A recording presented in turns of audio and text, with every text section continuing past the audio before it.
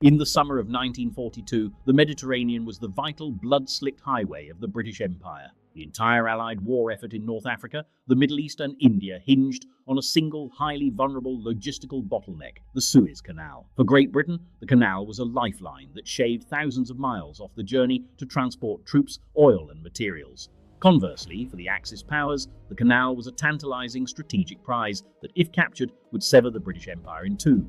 However, any Axis drive towards the Suez was continually crippled by a tiny, heavily fortified obstacle, the British island fortress of Malta.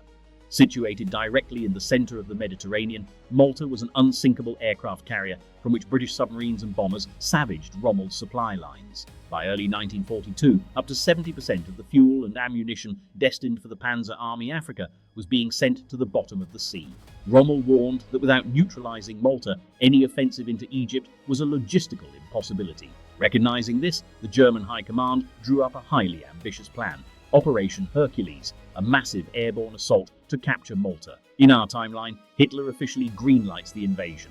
Thousands of elite paratroopers drop from the sky, Malta falls, and the Axis establishes complete supremacy, guaranteeing Rommel an uninterrupted flow of fuel and tanks.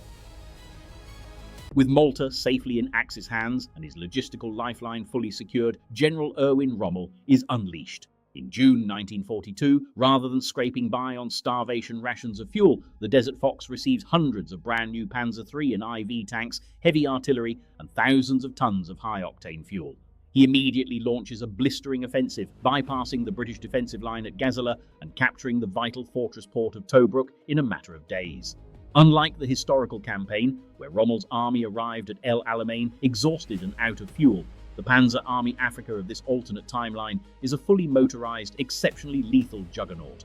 Rommel rapidly drives his armored columns across the Egyptian border, relentlessly pursuing the retreating British Eighth Army. In July 1942, the two armies collide at El Alamein, a narrow choke point bounded by the sea and the impassable Qattara Depression. Historically, General Auchinleck stabilized the British front here by exploiting Rommel's fuel shortages. But in our timeline, Rommel suffers from no such bottleneck. Backed by an unstoppable flow of supply ships docking safely at Tobruk, Rommel possesses the logistical stamina to sustain high-intensity operations. German engineers rapidly clear paths through the British minefields, and Rommel punches a massive gap through the British line, forcing a chaotic British retreat. Cairo lies wide open. By mid-July 1942, the Nile Delta is engulfed in absolute panic. In Cairo, British administrators frantically burn mountains of sensitive diplomatic documents, sending black plumes of smoke drifting over the city, while civilians clog the railway stations in a desperate bid to escape. Rommel's spearheads advance with terrifying speed, capturing the great port city of Alexandria on July 18th without major resistance. The British Mediterranean fleet, recognizing that Alexandria is no longer safe, is forced to abandon its primary base, fleeing eastward to Haifa and south through the Suez Canal into the Red Sea. The fall of Alexandria is a catastrophic symbolic and practical blow, depriving the Royal Navy of its command of the eastern Mediterranean. On July 22nd, German and Italian tanks roll triumphantly into Cairo. Erwin Rommel, now promoted to Field Marshal, is greeted by local anti-British nationalists as a liberator. The British military headquarters in Egypt is completely destroyed. Rommel immediately turns his sights toward the ultimate strategic prize, the Suez Canal. He dispatches his Panzer divisions to execute a rapid dash across the desert to seize the canal zone. On July 27th, German Panzer grenadiers reach the banks of the Suez, capturing Port Said in the north and Suez in the south. The Suez Canal, the jugular vein of the British Empire, has officially fallen. The capture of the Suez Canal sends shockwaves through the global strategic landscape, completely upending the balance of power in World War II.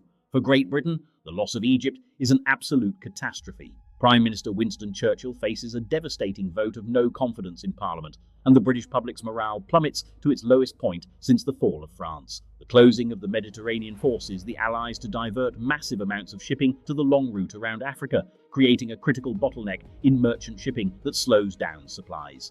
More critically, Rommel's victory threatens the vital Allied oil supply in the Middle East. With Egypt secure, Rommel begins planning a massive, multi-pronged strategic offensive into the Middle East, codenamed the Great Pincer. While German forces on the Eastern Front push south through the Caucasus Mountains toward Baku, Rommel's Panzer Army Africa prepares to advance north through Palestine, Transjordan, and Iraq to meet them. Furthermore, the loss of the Suez Canal completely cripples the Persian corridor, one of the most vital lend-lease supply routes to the Soviet Union. Severed from this supply line, the Soviet Union is suddenly deprived of nearly a third of its lend-lease hardware, heavily undermining its ability to recover. Despite the monumental scale of Rommel's tactical victories in Egypt, the ultimate outcome of the global war of attrition remains unchanged. The Axis success in North Africa represents the absolute high water mark of their power, but they soon find themselves victims of their own success. Capturing the Suez Canal and Egypt is one thing. Occupying and defending a massive, hostile, and logistically barren territory stretching from the Atlantic Ocean to the Red Sea is an entirely different nightmare. The Axis powers simply do not possess the manpower or the industrial resources to secure their newly conquered empire. Furthermore, the strategic landscape is violently altered in late 1942. The United States, possessing an industrial capacity that dwarfs the entire Axis bloc combined, unleashes its full military might. In November 1942, the Allies launch Operation Torch, the massive amphibious invasion of French Northwest Africa. Rommel, now occupying Egypt, finds himself trapped in a giant strategic vice, with a massive Allied army advancing from the west and a rebuilt British force regrouping in Palestine. By late 1943, the combined industrial and military weight of the United States and Great Britain systematically grinds down the Axis forces in the Middle East. Rommel is forced into a series of costly, desperate retreats, and the Mediterranean eventually turns into an Allied lake. By avoiding the historical stalemate of El Alamein, Germany won spectacular victories, but in a war determined by raw industrial output, they had merely expanded the boundaries of their inevitable defeat.